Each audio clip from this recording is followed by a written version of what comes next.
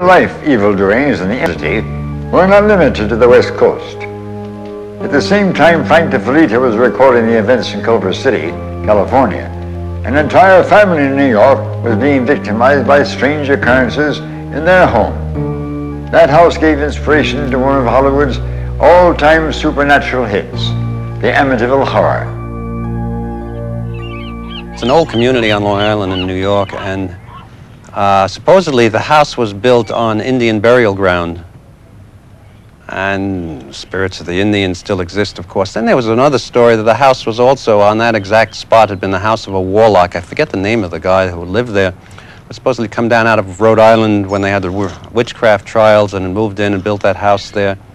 And so there was some history to the area and to that specific house.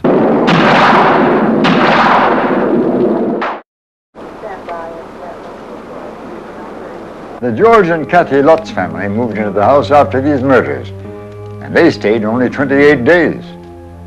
During that time, they experienced some abnormal events.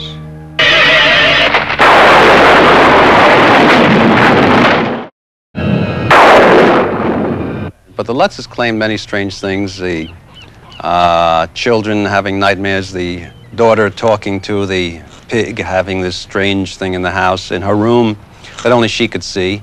Jesus loves me.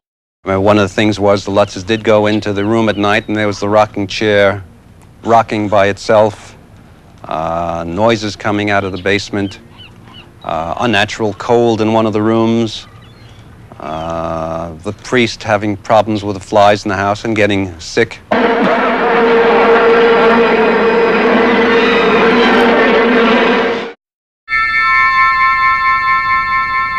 Chuck Moses investigated, and I think he did a lie detector test with the Lutzes, which proved, according to him, that they were telling the truth. And the first thing that I did was to have them submit to polygraph examinations here in Hollywood.